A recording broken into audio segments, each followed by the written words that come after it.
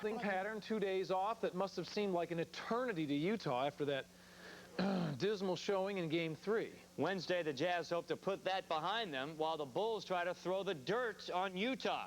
Kevin Frazier leads our team in Chicago and joins us from inside of Michael Jordan's restaurant. Kevin? Thanks a lot, guys. A rainy day has given way to a pleasant night in the city of Chicago. And, of course, we are coming to you from the corner of Illinois and LaSalle. Lionel just told you, Michael Jordan's restaurant. Great food, great paraphernalia. This, of course, is Michael's world. But just one day before Game 4, instead of talking about Michael or basketball, everybody is talking about Dennis. Dennis Rodman went AWOL on Monday, and he decided to do the wrestling thing with his buddies in Detroit. The world wanted to know, would Dennis show up for practice Tuesday morning? Our Sam Marciano has the answer. Dennis Rodman played hooky and the whole world watched. What seemed surreal yesterday became chaotic today. Rodman, a.k.a. Rodzilla, made it to practice, and like the giant lizard he's likened to, he left camera crews tumbling in his wake. Everything's fine. Did you have a good time yesterday? Absolutely, I always do. Always do. It was good. Yeah. Made some new friends, made a lot of money. How was practice today? It was great. It was great. Hey, Dennis, did you stand talking to us? Oh, no. You have no choice but to love me, right?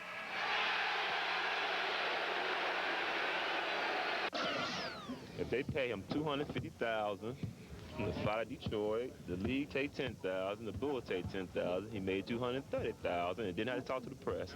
That's a great businessman. Dennis likes, he's a little less than that. I mean, likes the sadistic nature of my discipline. You know, we use all kinds of things from boffers to money as fines, but and physical punishment. But that's electric shock is the next treatment. Me and Rodzilla, we be taking over, brah. Last night late, I saw him in that thing, wrestle something, whatever it is, and then it's... I told Phil that whatever he got paid, he should distribute it to the players, split it up evenly. You know, I don't know if he's going to do that or not, but Phil, I'm pretty sure was pretty upset by it because it takes away from what we're trying to achieve at this particular time. I'll say it one more time, all right? I don't care. He's going to come and play hard tomorrow. He's Dennis. He misses practices. We deal with it. That's it. Okay. Thank you. Let's take a question back here. Rodman's disappearing act was no laughing matter to Karl Malone. The mailman maintains that he's not bothered by Rodman's on-the-court antics or his brash remarks about how well he can defend last year's MVP. But the mailman did take Rodzilla's wrestling foray personally. When you see things like that, it make you want to come play a little bit harder. After a loss like the other night, and you look at things the way they happen, I don't think, really and truly, I don't think they're taking us serious at all. The way they beat us the other night, they probably don't have to take us seriously. Rodzilla's invasion of Detroit merited initiation into wrestling's new world order. But if the Bulls continue to stomp on the Jazz, the NBA's old world order will be secure. Kevin? Thanks, Sam. And I have a little more at Dennis madness to pass along. Seems that there's a craps dealer in Las Vegas at the Mirage Hotel who feels that he was humiliated and demeaned by Dennis because the worm rubbed dice on his head and his chest. So now he is suing Dennis for $10,000. So all well in Dennis's world. Meanwhile, lost in all the Rodzilla madness, a somewhat surprising statement by Scottie Pippen, the man who said he would never play for the Bulls again after this season, all of a sudden is hedging a little bit. Well, I've said many times that I don't want to come back here and play, but, if I'm offered the right thing, maybe I will consider coming back if, the guys are here and they're looking forward to trying to be competitive and win another title. We are not so sure whether Michael Jordan is coming back or not, but I sat down with him and talked to the player president today, and he told me how he's approaching what could be his last season. The theme of this year has been the last dance. The last dance to just team possibly will be together. What happens after this, no one knows. But that has been my approach, is to enjoy the moment. You never know when it's going to be taken away from you. And I'm trying to smile every time I step on the basketball court and enjoy the situation. Guys, we'll have more from the conversation with Michael Jordan a little bit later this hour.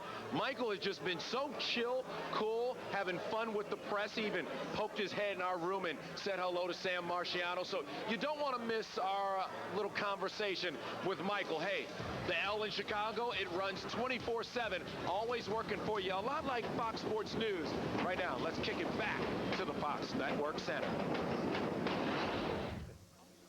Oh, man. A lot of news coming out of Chicago on this one. Dennis Rodman stealing the show. I'm thinking maybe he's a two-sport player. I don't know if wrestling's in the finals, but anyway, he's keeping busy. Chicago known for its great jazz and blues music scene. But there's not a bad basketball team that resides in this city. Chicago Bulls just one win away from clinching their 6th NBA title. Welcome inside Michael Jordan's restaurant, and a sort of uplifting story to report tonight. Dennis Rodman, you may say a lot of things about him, but Rodman has apparently offered to pay for the funeral services of James Byrd. Byrd, the man who was killed in that awful hate crime down in Texas. He was dragged by a trio of white supremacists to his death. Rodman stepped up, offered to pay for the funeral services, and apparently the family has accepted his offer. So a very nice gesture by Dennis Rodman, something we're happy to see. And Dennis said, you know, wasn't a big deal. He just wanted to take care of the family and help them out. I'm joined now by Fox Sports reporter Sam Marciano, and a nice gesture by Dennis. Definitely a nice gesture, but it was the ferocious side of Rodzilla that we saw in Game 4. Rodman was all over Karl Malone in the second and the fourth quarters, grabbed 14 rebounds, also hit 4 crucial free throws. This coming from a free throw shooter 55% in the regular season. But he hit the 4 crucial ones and gave the Bulls the win. Dennis Rodman arrived at practice spewing every one of the 7 words you're not supposed to say on television. We played a great game last night. We played a great game tonight. Just get out my face. But last night he did his talking on the court. When Michael Jordan arrived, he looked more tired than he has all week. And he knows there's more work to be done. I still see belief in their eyes, you know, and as an opposing team, we got to take every little bit of belief away from them, you know, and, you know, we just have to, we don't just stab them, you know, you have to turn it. Once you stick it in, or else they're going to continue to fight. Much of the fight was taken out of the Jazz by Scottie Pippen, whose 28-point performance helped bring a 6th championship closer into view. I'm sure this one would mean more to us, especially to myself and Michael and Phil, realizing that we're probably going into our final season together. While Michael Jordan and Scottie Pippen seem intent on leading the Bulls to a repeat three-peat, John Stockton and Karl Malone appear destined to join a list of future Hall of Famers who were denied rings by Chicago's dynamic duo. I don't think you can measure your success on your career by winning a ring. I'm not going to sit here and tell you it won't be a little empty spot there, because it will. But for his career-wise, you know, you've done everything, say, except that. But we're not conceding anything. I'm still kicking. We're still kicking. So as long as we're in that stage, no reason to really think beyond that. For me, anyway. For Malone, the situation is obviously frustrating, but perhaps he and Stockton only have themselves to blame. In Game 4, Stockton turned the ball over twice down the stretch and missed a crucial layup. Malone was a non-factor in the final quarter, taking 3 shots and only connecting on a meaningless jumper. It's tough when he doesn't shoot the ball very many times in the fourth quarter, and we need him as our big player to take over then. It's our job to get him the ball. We've got to get him the ball. He needs to demand the ball. We got to get him the ball more. And like I said, good or bad, he needs to take those shots.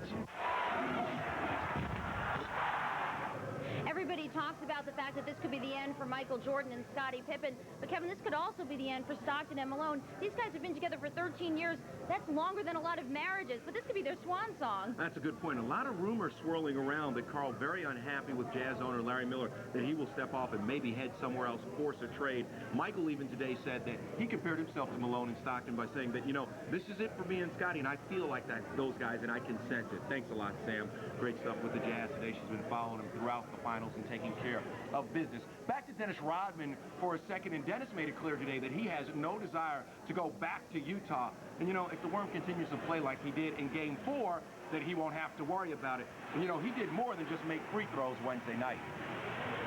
The big rebounds that seem to come Dennis Rodman's way. That's my job. That's my job. You know, when you're a specialist, you have to do those things, and you have to perform. And when you get paid the big bucks, you got to go out there performing and let people know that you are worthy and respected to earn that money. So that's my job, brother. Other than that, everything else is irrelevant. Well, you see Dennis, and I stopped him, talked to him for a few minutes, and of course we drew a crowd because he is the most popular guy right now in a Chicago uniform. We'll have more of that conversation a little bit later in the hour, so you make sure you want to stay tuned for that. Chicago preparing for Friday night's game. The police have already begun to deploy extra forces. Let's go back to the Fox Network Center.